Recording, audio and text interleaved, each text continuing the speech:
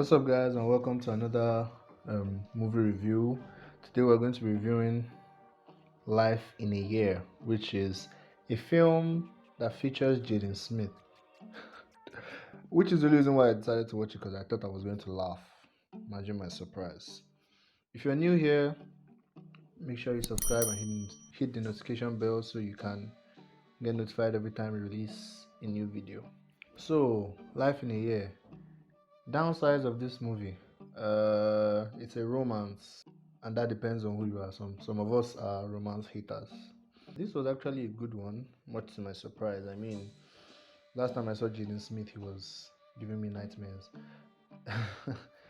But Life in a Year is the movie that the son is also a star from last year tried to be. I don't know if you remember Yara Shahidi and I can't remember his name. I think it was Melton something. I can't remember his name. Yeah, it was trying to be this. This is it done right. First off, from the story, New Mutants, Vanguard, and After. This is how you start a movie. You establish the normal for the character before you show us how the story um, makes them deviate from it. Because most stories result in characters deviating from their norm. And yeah, it doesn't take long to set up the baseline for the characters. I mean, all it took was to have Jaden run around essentially at the beginning for us to know how his life was. The film felt very nostalgic, as romances generally do, because I don't know, there's just something familiar about it, and I can't place it. But it feels like something. It feels like you have either seen a film like this before, or feels like a combination of different films you have seen. Naturally, as a romance, it was such a Hollywood story, and there's so many things that if this was not a movie, you would just laugh if someone told you that this was a story. But as is Hollywood, there's a lot of things you're used to taking, more or less. The pacing of this film was almost perfect.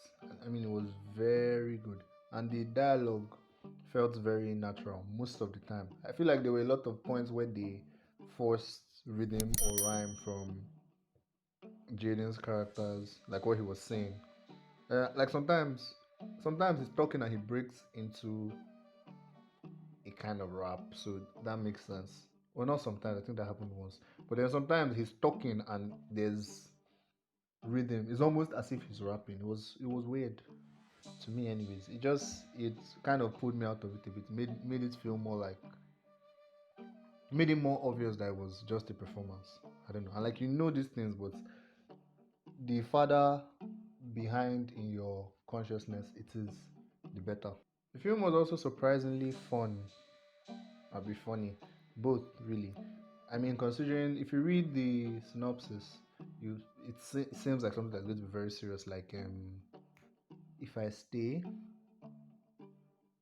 was it if I stay? How was the name of this movie? Oh,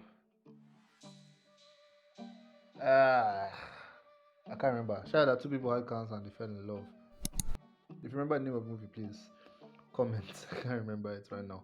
But it seemed like an if I stay or that movie type of situation. So it was surprising how fun it ended up being. And this film is an attempted tearjerker. Let's call it that. So I feel like they consciously try to make you cry. But as I'm a hard guy, I did not fall for it. Kudos to y'all. Now for the production.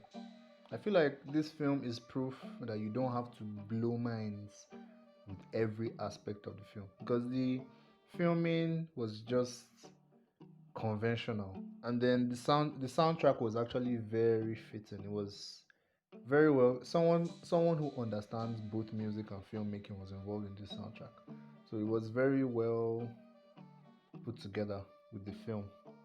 Overall, the production was simple and satisfying.